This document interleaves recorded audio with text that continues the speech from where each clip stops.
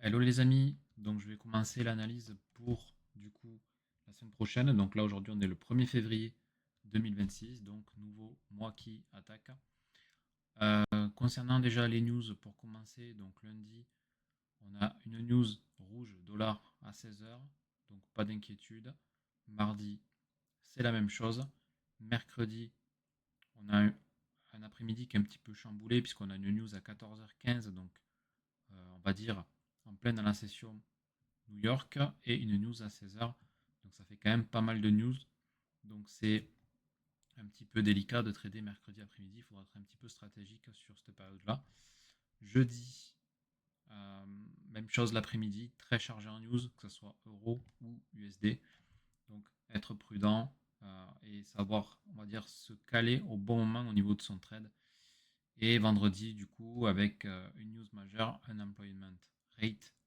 Là, c'est du coup interdiction. Enfin, en tout cas, je vous déconseille de trader le vendredi. La semaine reste tradable sans problème. Il faudrait être un peu plus prudent que d'habitude. Et vendredi, à éviter. Et de toute façon, c'est vendredi. Et on sait que le vendredi, c'est jamais un très bon jour pour trader. On va de suite sur le dollar du coup. Donc on va aller en monthly. On va voir ce qu'on a obtenu du coup sur cette clôture mensuelle du mois de janvier. Donc une bougie quand même bien baissière.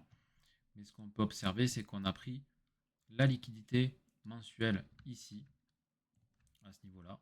Donc on a fait une très forte prise de liquidité. Ce qu'on va observer, c'est que dès lors qu'on fait une forte prise de liquidité, le marché il a quand même tendance à se retourner. Et je vais vous donner plusieurs exemples assez précis. Remarquez ici, on prend la liquidité, le marché se retourne. Remarquez à chaque fois que ça se produit ici, on prend la liquidité, le marché se retourne à la hausse. Okay. Et on peut observer également ici, on prend la liquidité, le marché se retourne à la baisse. Okay, donc c'est valable des deux côtés. Et donc là, forcément, je me dis prise de liquidité, potentiellement, on va se retourner à la hausse sur quelques jours. Quand on descend en weekly, hop, je vais retracer la prise de liquidité comme il se doit, à ce niveau-là, weekly. Donc on voit qu'on a méché, hein. D'ailleurs c'est la même chose en monthly, hein. On BOS pas au niveau de la prise de liquidité, c'est-à-dire que le marché, au lieu de descendre en dessous et faire un vrai break-off structure, ce qu'il fait, c'est qu'il réintègre le range et il clôture à l'intérieur. Donc ça, c'est ce qu'on appelle un CRT. Okay, donc forcément, on observe la même chose en weekly. Donc on observe bien le CRT avec la mèche quand même qui indique que le marché veut pousser à la hausse. Une fermeture du coup haussière avec une bougie verte. Et donc, quand on observe, si on dézoome un petit peu, okay, donc on vient de dézoomer, on observe une box ici, hop, ici une box de, on va dire d'accumulation à ce niveau-là. Okay, on va prendre quand même bien les lows à ce niveau-là, les highs à ce niveau-là. On a ici notre manipulation. Et qui dit accumulation, manipulation, dit ensuite distribution au minima, je dirais jusqu'à ce point-là, donc jusqu'à cette buy side liquidity ici. Okay, donc c'est un pattern qui est très connu sur ICT-SMC, l'accumulation, manipulation, distribution, qu'on peut retrouver dans ce cas-là. Et en plus, on a fait une très forte prise de liquidité, donc là, potentiellement, on peut remonter fortement à la hausse. On va du coup descendre en daily. Puis daily, ben, c'est en gros la même chose, hein. On a la prise de liquidité, on a une bougie qui est daily forte quand même à la hausse, la dernière bougie qui a été créée. Okay, elle BOS du coup l'ancienne bougie daily, signe de continuation haussière. Il ne faut pas oublier que là-haut, le marché il a laissé ce qu'on appelle des equal high à ce niveau-là. Okay, donc on a une superbe buy side liquidity à aller chercher. C'est pas anodin, le marché il laisse jamais ça pour ensuite continuer sa baisse. S'il laisse ça, c'est qu'il va aller le chercher.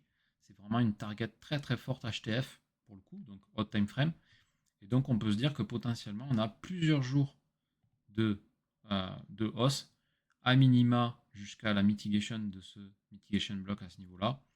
Et si on a un peu plus, si le marché a un peu plus de force, peut-être qu'il ira retracer un peu et petit à petit il ira du coup chercher cette buy side liquidity. En tout cas, C'est ma vision. Et donc forcément, cette semaine, on ira plutôt vendre l'euro. Il faut savoir également que tous ces marchés-là sont hyper corrélés avec ce qui se passe en ce moment sur l'or. Donc forcément, quand on voit que sur l'or, on a une chute qui est énorme, on peut se dire que sur le dollar, en corrélation inversée, on va avoir une hausse énorme, puisque c'est simplement que les actifs se déplacent sur les valeurs qui sont refuges actuellement. Et donc l'or d'un coup perd de sa notoriété. Dans ce cas, les actifs, on va dire l'argent se déplace en investissement du coup sur le dollar. Et donc on a une corrélation qui est plutôt bien inversée. Et si on observe, on a un point d'intérêt sur l'or d'ailleurs qui se trouve quand même ici, hein, au niveau de cette zone weekly, ce qui laisse quand même une belle marge, on va dire, de baisse jusqu'à cette zone weekly, voire un peu plus, hein, parce qu'on pourrait même aller chercher la zone un peu plus bas. Et on peut se dire que sur le dollar, on a l'équivalent, on a une hausse qu'on peut aller chercher assez facilement. Voilà pour l'analyse du coup de la semaine prochaine.